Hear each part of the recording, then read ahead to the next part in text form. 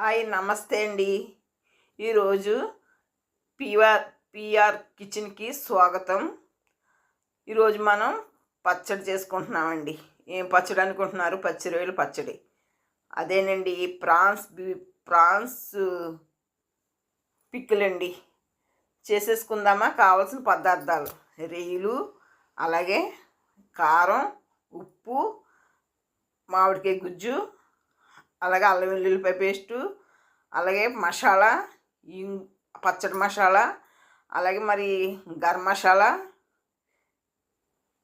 వేసుకుని మనం చేసుకుందాం. మిగతా ప్రాసెస్ చేసుకుంటూ చెప్పుకుందాం. చూడండి, ఇక్కడ రొయ్యలు ఉడికించుకుంటున్నానండి. వాటర్ అంతా రిలీజ్ అవుతుంది చూడండి. ఇలా వాటర్ అంతా రిలీజ్ అవ్వి ఆ వాటర్ అంతా ఎగిరిపోయిన తర్వాత చూడండి, ఎగిరిపోయింది కదా. ఇప్పుడు రొయ్యలు తీసేద్దాం. రొయ్యలు తీసేసి ఉడికించిన రొయ్యలు తీసేద్దామండి. ఇప్పుడు అదే బాణీలో శుభ్రం కడుక్కుని మళ్ళీ ఆయిల్ 1 కేజీ ఆయిల్ వేసానండి.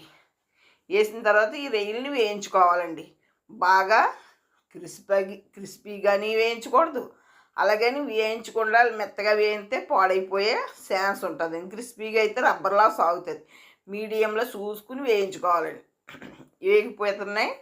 ఇప్పుడు మనం తీసేసుకుందామండి. ఆయిల్లోంచి తీసేద్దాం. వేగిపోతున్నాయి, తీసేసి పక్కన పెట్టుకోవాలండి.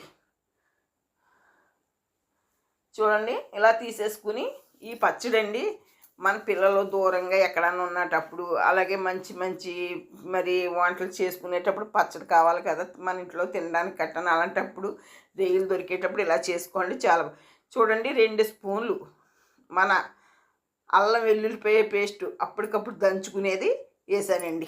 అది పచ్చివాసన పోయే వరకు వేయించుకోవాలి. ఇప్పుడు చూడండి, మన తురుమన్నాను కదా, మామిడికాయ తురుమన్నాను కదా, అదొక కప్పు అని చెప్పాను కదా, ఒక కప్పు అండి. ఆ కప్పుని మిక్సీ పట్టి మెత్తగా చేసుకుని చూడండి, ఆయిల్ తేరే వరకు ఉడికించుకోవాలి. ఇలా ఉడికించుకున్న తర్వాత చూడండి, 2 కప్పులు, ఒక కప్పు మనం మ్యాంగో గుజ్జు వేసాం కదా, 2 కప్పులు కారం వేయాలండి. మ్యాంగో గుజ్జు 1 కప్పు వేసేటప్పుడు 2 కప్పులు వేయాలి. ఇది నిమ్మకాయతో కూడా చేసుకోవచ్చిండోయ్. నేను మీకు మామిడికాయతో చేసిన రొయ్యల పచ్చడి చూపిస్తున్నాను. నిమ్మకాయతో చేసేది మీకు తర్వాత చూపిస్తాను.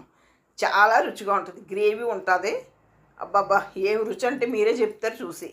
ఇప్పుడు 1 కప్పులో 1 వంతు తీసుకున్నానండి ఉప్పు. ఎందుకంటే ఆ మామిడికాయ గుజ్జులో ఉంటుందండి ఉప్పు.